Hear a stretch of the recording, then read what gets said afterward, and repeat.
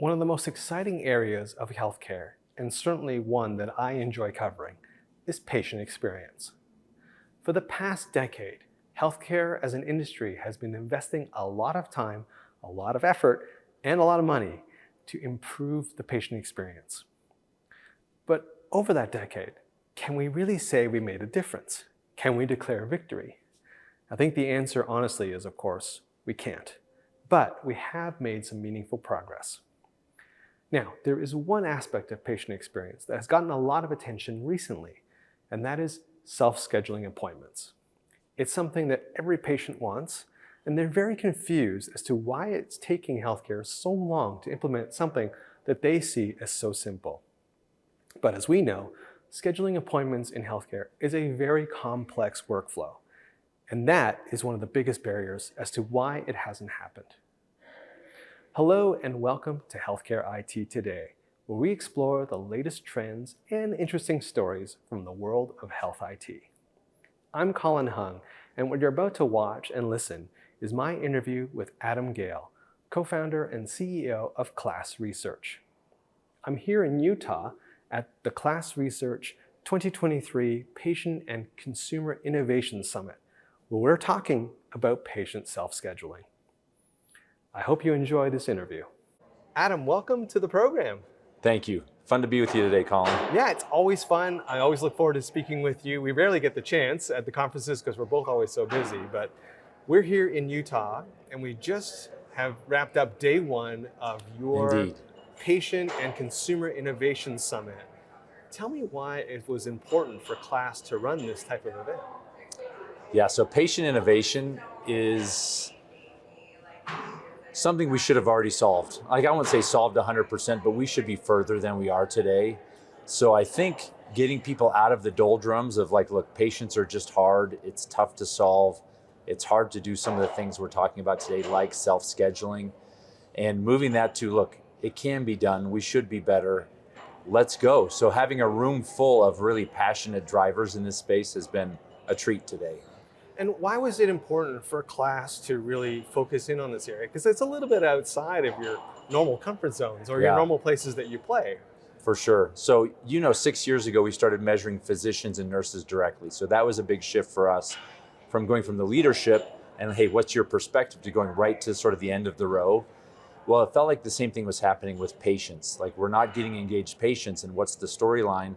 It felt like it needed to be more than just the 7 people in the patient engagement group that each health system had put together to go talk to. So as we went and started to talk to patients, we realized the story is actually much more intense, much broader than we probably, I think, have been telling ourselves.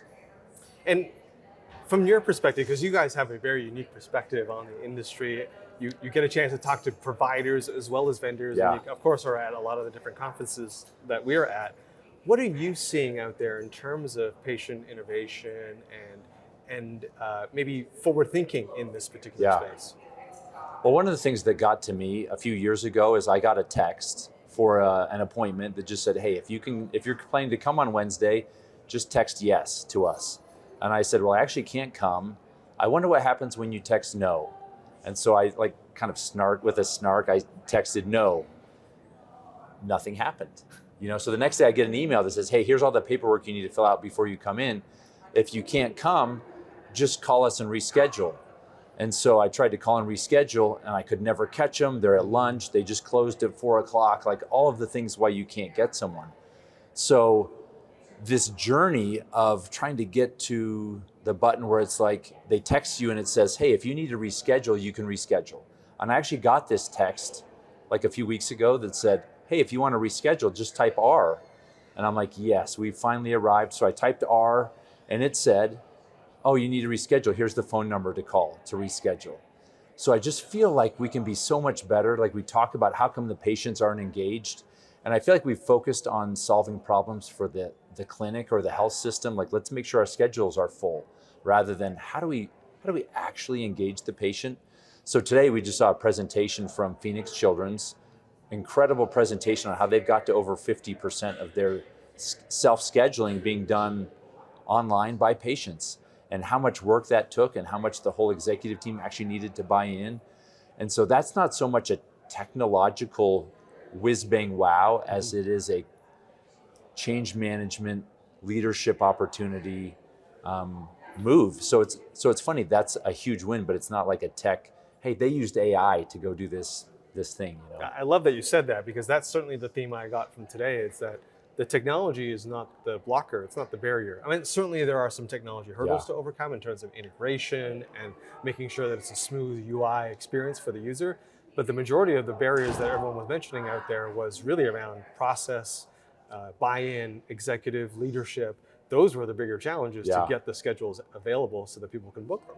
And I think 5 years ago, there probably was more tech that just wasn't ready and just didn't work. I think today, for a lot of the patient engagement work that needs to be done, the tech is existing and does exist. There's still some integration pieces I think we could be better at as an industry, but how do you lead out on it? How do you just say, this is where we're going, follow me, and then stick to it when it's hard? Because there are hard things either for the clinicians that are difficult, for the staff, or for the patient that are going to be a little bit tricky. What do you hope that people will take away from this event when it's all said and done? What message, what action do you hope that the attendees from here will take away? I think our number one message is, let's actually get the voice of the patient in patient engagement. And again, sometimes we cheat because we say, well, I'm a patient and you're a patient, so we have the voice of the patient. I don't think it's very representative of what the patients are actually thinking.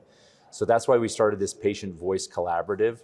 To, just like the Arch Collaborative, learn from each other. What's worked? What hasn't worked? Why are there such wide gaps in terms of how patients are interacting?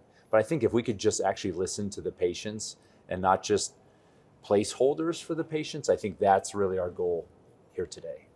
Adam, you shared a lot of great information. Where can people go to find more about KLAS Research? KLASresearch.com is a great spot. And we do have pieces out there about the Arch Collaborative and about our new patient collaborative, where we really hope to turn what we know on its head. And in fact, I'd say the biggest thing we learned that for me turned things on its head was just patients are screaming for self-scheduling. And I sort of would have thought, look, that was a problem 10 years ago. I feel like we've gotten there. We haven't. We have not arrived. So happy to share more, Colin, as we learn more, because I think there's a lot to be learned. Awesome. Adam, thank you so much for being on our program today. Okay, thank you. It's a pleasure. Hey, I want to thank Adam for coming on camera with me and spending some time talking about their new Patient and Consumer Innovation Summit, and for talking to me about where he is seeing the patient experience and patient innovation happening. I think it's very telling that KLAS, which has traditionally been focused on looking at the vendor community through the lens of providers, is now really trying to make a concerted effort to bring the patient voice into this mix. I certainly applaud them for that. And hey, if you enjoyed this interview as much as I did, please like and subscribe. Also, head on over to healthcareitttoday.com, where you'll find more great content like this. I'm Colin Hung. Thanks for being here, and I'll catch you on the next video.